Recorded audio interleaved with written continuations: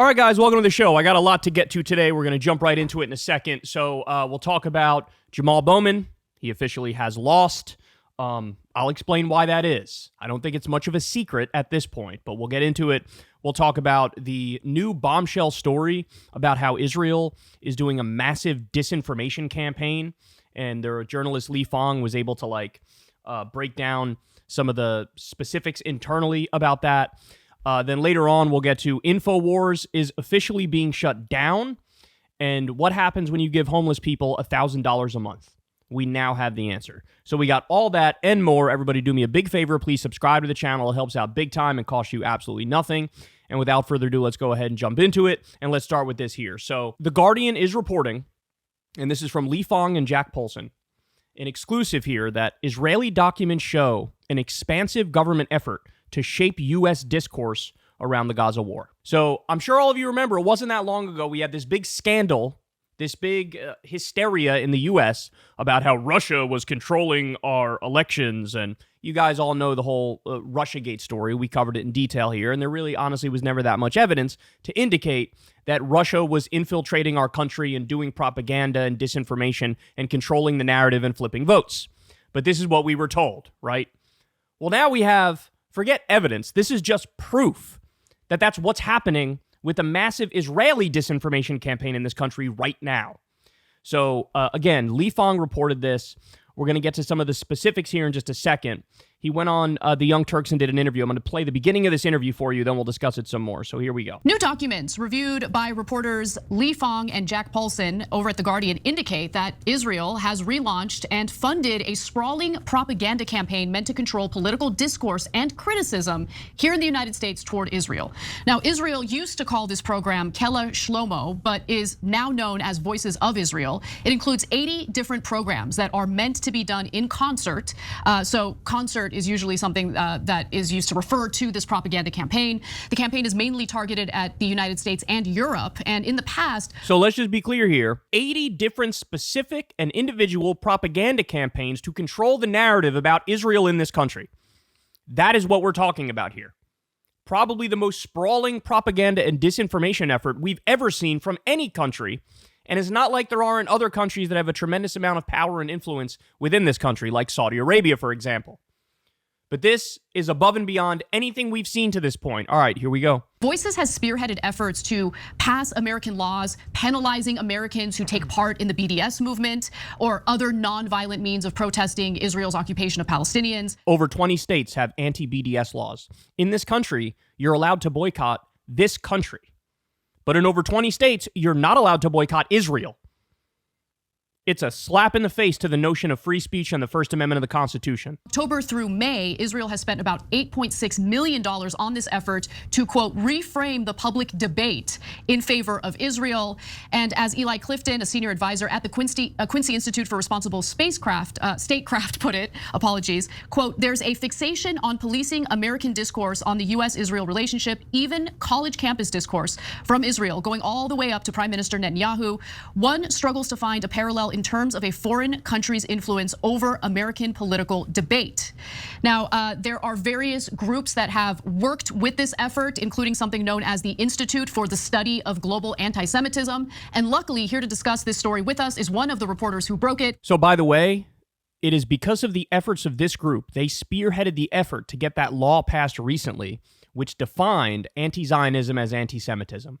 It's because of what they did.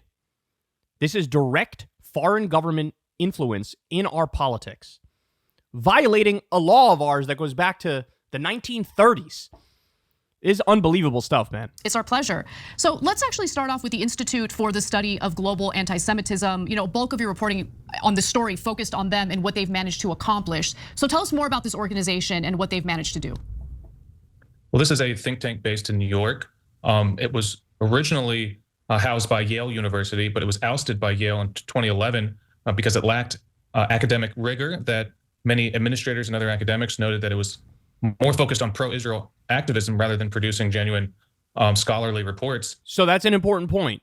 These things are disguised. Oh, we have a think tank that's doing objective research, but it's not a think tank. They're not doing objective research. They're doing pro-Israel propaganda and lying on purpose for a political reason. This is a group that has been very close to the Israeli government. There are documents that were obtained by Israeli journalists back in 2020 that showed that as much as 80% of their budget came from the strategic ministry of the Israeli government, and they've coordinated with this shell company tied to that former ministry, known as Concert or Keller Shlomo. Now it's known as Voices of Israel. It's gone through several rebrands. That's a super important point. Do you understand what he's saying there?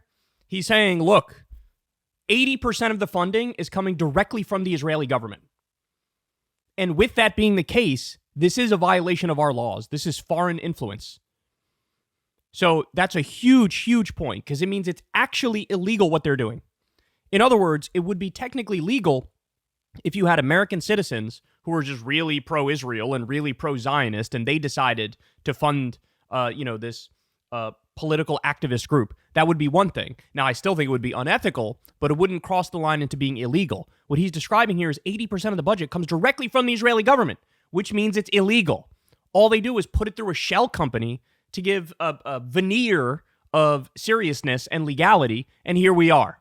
Again, if this was any other country, it'd be a 5-alarm fire right now. Everybody would be going crazy, and there'd be endless coverage in the media talking about the nefarious influence of a foreign government controlling our politics. But since it's Israel, it's absolute crickets. Produces reports, it lobbies members of Congress. It produced a report last year and lobbied members of Congress, many of whom referenced this report during that infamous December hearing with Claudine Gay and other university presidents, when House Republican lawmakers were claiming that because of the influence of Qatar and other Persian Gulf countries, that was the reason that there was allegedly rising anti-Semitism or hate on elite college campuses. Later in April of this year, ISGAP, their leadership took credit for that infamous hearing, claiming that they had played a big role in terms of ousting Claudine Gay from Harvard University. They've gone on to meet with congressional leaders, calling for increased investigations of universities, of pro-Palestinian activist groups on college campuses. And last year, Sima Vaknin-Gil, this is the former chief military censor of the Israeli government, of the Israeli military, someone who has worked in Israeli intelligence her entire career, she became managing director of ISGAP. And as our story goes through, the leadership of ISGAP has continued to report on their continued activities to the Knesset, the Israeli parliament, all throughout this entire process. So, our story combines government documents, some that are just seeing the light of day right now, but also just these public hearings. Just as the United States has public hearings about what our military is doing, what our intelligence community is doing at times, the Israeli government has some open hearings where they have broadcast their strategy in terms of shaping U.S. discourse and U.S. public policy, and we use that in our piece. That's insane. So what he's saying here is, you remember how a bunch of colleges and universities basically broke up their own branches of Jewish Voice for Peace or Not in Our Name, these Jewish pro-Palestine groups that were doing protests. A lot of these groups were banned on these campuses. He's saying that's a direct result of the influence of these groups. That this group was bragging also that they got Claudine Gay fired. So in other words, if you have a university head or a college head and they came out there and argued in defense of free speech, saying, hey, these pro-Palestine protesters, you might not like some of the things that they're saying, but they're allowed to say it. We have the First Amendment. We have free speech. There's nothing we can do to crack down on this. This is the way it works in the United States of America.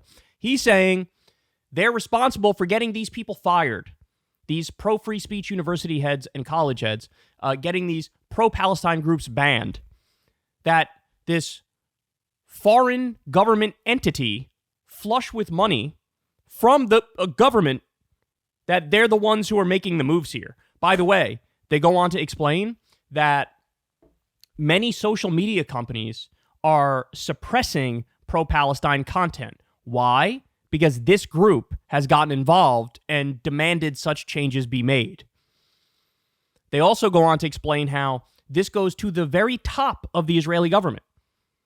That the top of the Israeli government are calling the shots with this fully funded group that's the arm of a foreign government, and they're controlling our politics, suppressing our speech, and generally having a horrific impact on our discourse in this country. So again, I want to reiterate, if a story came out that was this detailed with this much evidence for Russian interference in our politics, everybody would be melting down. It'd be on 24/7 on MSNBC and CNN. But because it's Israel, you're not going to hear a peep. Nobody's going to say anything. And again, there's actual evidence for this as opposed to what they said about Russia. So, guys, this is crazy. This is crazy. This should immediately be nipped in the bud. They're clearly violating U.S. law here. You can't have a foreign government fund these front groups that then suppress our speech, make things illegal that shouldn't be illegal, redefine anti-Zionism as anti-Semitism.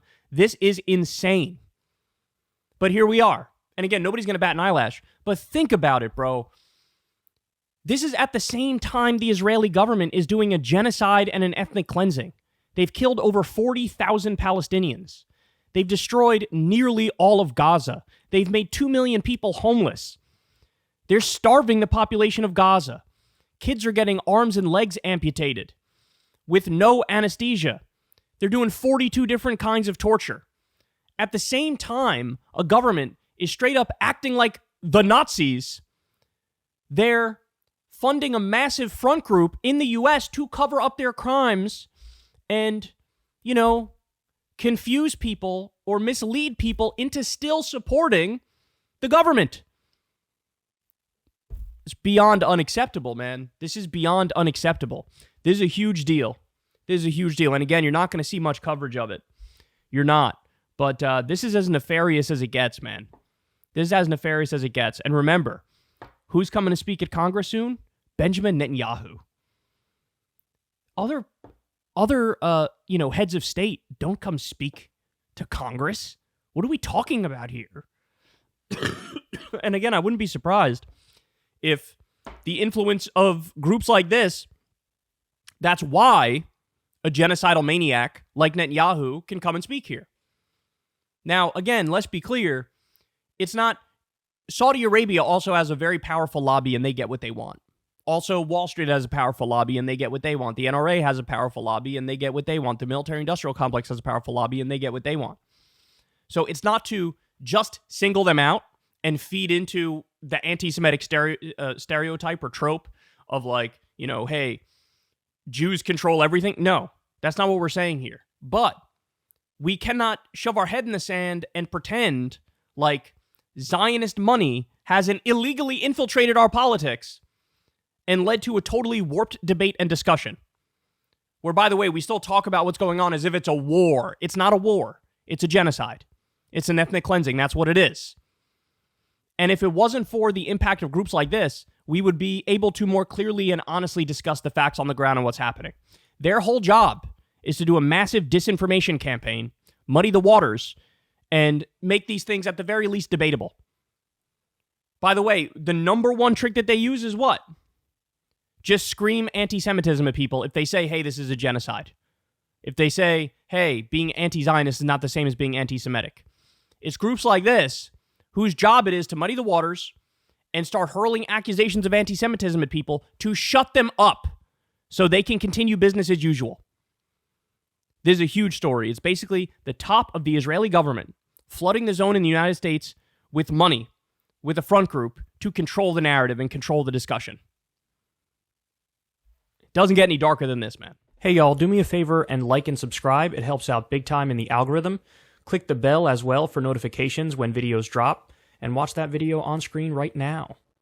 You know you want to.